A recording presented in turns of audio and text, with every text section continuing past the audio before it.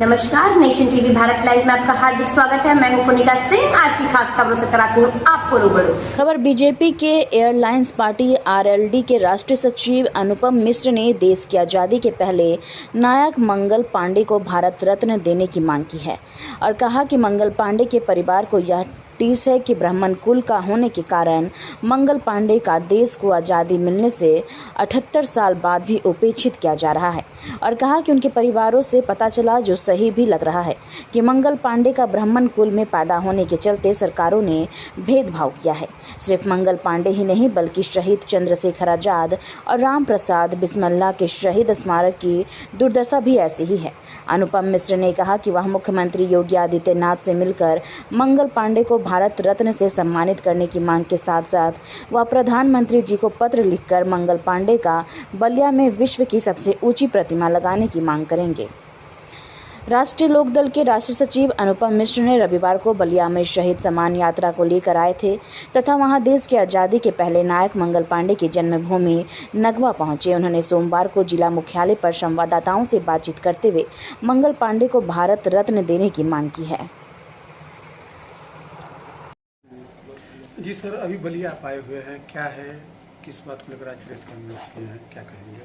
हम लोग एक अमर शहीद सम्मान यात्रा के अंतर्गत बलिया आए हैं और ये हिंदुस्तान की आज़ादी के पहले नायक मंगल पांडे जी की कर्मभूमि है और हम कल उनके गांव नगवा हम गए, विज़िट किया और वहां जाकर के ही मन व्यथित हुआ कि उस गांव की, उस परिवार की दुर्दशा है।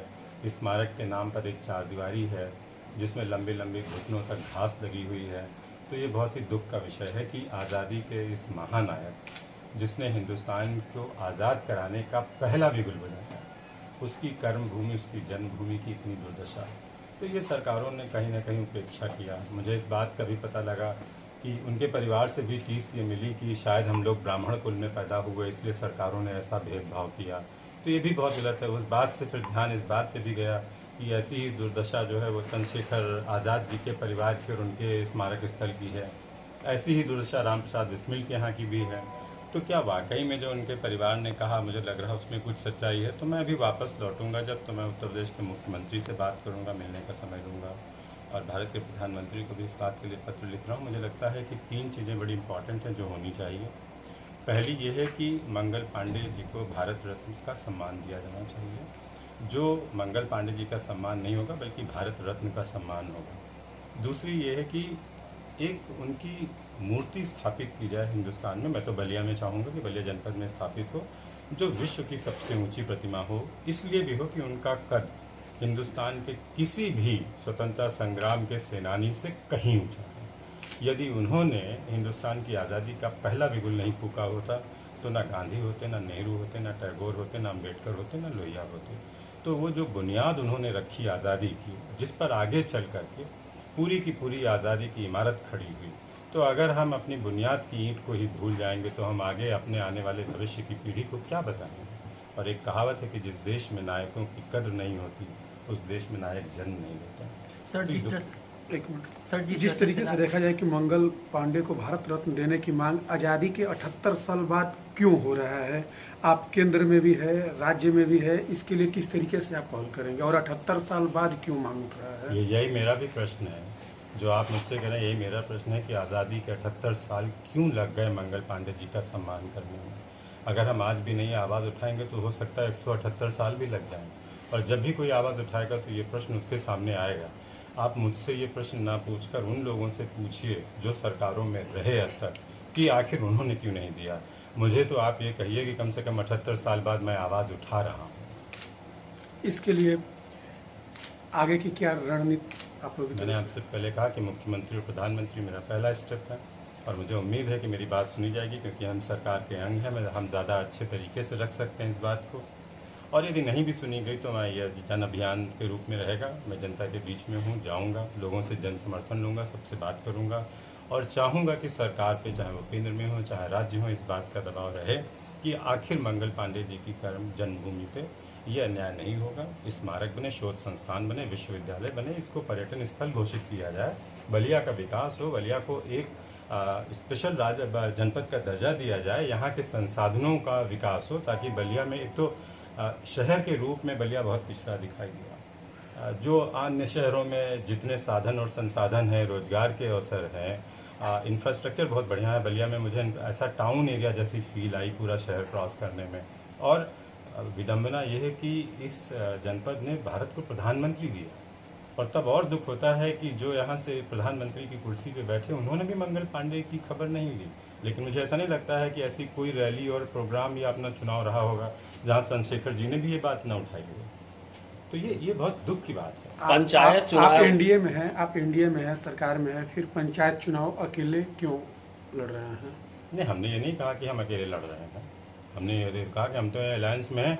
जब हमारा अलायंस में बात नहीं बनेगी तब ये बात आएगी, तब मैं इस बात का जवाब दूंगा। अभी तो ऐसी कोई बात नहीं कि हम अकेले लड़ रहे हैं। जी। समाजवादी पार्टी के राष्ट्रीय अध्यक्ष अखिलेश यादव ने उत्तर प्रदेश के मुख्यमंत्री योगी आदित्यनाथ द्वारा कई जिलों में फसलों का हवाई सर्वेक्षण किए जाने की सोमवार को आलोचना की है और कहा कि उनमें नाराज किसानों का सामना करने का साहस नहीं है। इस बयान को, अखिलेश यादव का बयान को कैसे देखते हैं? पहली बात तो है, इस पर रिएक्शन बीजेपी का कोई प्रवक्ता बेहतर देता और वो शायद ज़्यादा अच्छा भी लगता। लेकिन फिर भी आप मुझसे पूछ रहे तो मैं जवाब आपको दे रहा हूँ। कम से कम योगी जी सर्वेक्षण कर रहे हैं, घर पे बैठ के ट्वीट तो नहीं कर रहे हैं। अखिलेश यादव जी तो वहीं पे बैठे बैठे कमरे, वो भी सिर्फ ट्वीट नहीं कर पाते हैं, उसके लिए भी उन्होंने एक टीम हायर कर रखी है जिसको असाइनमेंट है। अखिलेश यादव जी के मुंह से किसानों की बात अच्छी नहीं लगती है। पूरे वर्ष वो चुनाव से पहले घर से बाहर नहीं निकलते हैं, जनमानस का कोई मुद्दा नहीं उठाते हैं। उनका सिर्फ एक काम है, सुबह बैठ के मुख्यमंत्री पर कोई आक्षेप लगाओ, सरकार पर प्रश्न चिन्ह खड़ा करो और फिर सोचो। आगामी 2027 का चुनाव जिस तरीके से समाजवादी पार्टी कह रही है कि प्रचंड बहुमत के साथ इस बार हमारी सरकार बन रही है, दावा ठोक रहे हैं, क्या कहना चाहेंगे आप? उन्हें मालूम है जन्नत की हकीकत, पर दिल को बहलाने को गाली दे ख्याल अच्छा।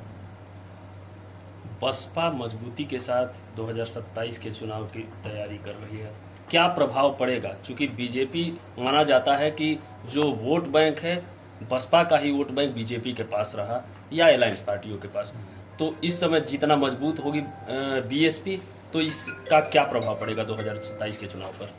मैं ये प्रश्न पिछले 10 वर्षों से ऐसे ही सुन रहा हूँ कि बसपा बहुत मजबूती से चुनाव लड़ रही है, और वो बहुत मजबूती से लड़ भी रही है। इतनी मजबूती से लड़ रही है कि उत्तर प्रदेश में जो पूर्ण बहुमत की सरकार बना चुकी है उसको एक विधायक जिता पाना मुश्किल हो, तो वो कितनी मजबूती से लड़ रही हैं। उसका कारण ये है कि जन अपेक्षाओं पर जब आप खरे नहीं उतरते तो जनता यदि आपको सिंहासन पर बिठाती तो उतार देती। बहुजन समाज पार्टी का उत्तर प्रदेश की राजनीति में मुझे जितना लग रहा है अवसान हो चुका है। अब बहुजन समाज पार्टी के लिए सत्ता की तरफ वापसी बहुत मुश्किल है, क्योंकि जिन लोगों के लिए उन्होंने कहा कि मैं दलितों की आवाज़ और सब कुछ, आप देखिए कि मुझे लगता है कि मायावती जी जब ये कहती हैं कि वो दलित की पुत्री, तो अब वो कोई यकीन नहीं कर सकता है। किसी भी महारानी से ज़्यादा अच्छे ठाट से वो रहती हैं। जिस जनता जनार्दन के हितों की लड़ाई की बात की वो आज भी वैसे ही है। जब बहुजन समाज पार्टी उदय हुई और आज Rahul memorial Delhi international school के बारे में और लोग बात क्यों नहीं कर रहे हैं? अब टाइम है ये जानने का कि हम कैसे सपनों को शेप कर रहे हैं और एम्पावर्ड फ्यूचर्स बना रहे हैं। एक ब्राइटर फ्यूचर की नींव आज से रखी जाती है। Rahul memorial Delhi international school में हम सिर्फ एजुकेशन नहीं देते, हम सपनों को शेप करते हैं। इमेजिन करो हमारे स्मार्ट क्लासरूम्स में कदम रखना, जहां टेक्नोलॉजी मिलती है क्यूरियोसिटी से और हर लेसन एक एडवेंचर होता है। खुद को देखो हमारी मॉडर्न लाइब्रेरी में, जो ज्ञान का खजाना है जिसे डिस्कवर किया जाना बाकी है।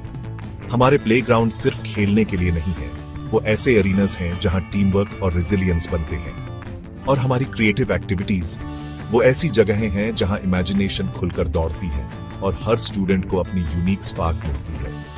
हम मानते हैं कि हर बच्चा स्पेशल होता है। यहाँ आपको ग्रो करने, शाइन करने और ऊंची उड़ान भरने का प्लेटफॉर्म मिलता है। हमारे लिए एजुकेशन सिर्फ टेक्स्ट बुक्स और एग्जाम्स के बारे में नहीं है, ये एक एम्पावर्ड फ्यूचर बनाने के बारे में है। हम होलिस्टिक डेवलपमेंट पर फोकस करते हैं ताकि आप कॉन्फिडेंस और स्किल के साथ दुनिया का सामना करने के लिए तैयार हो।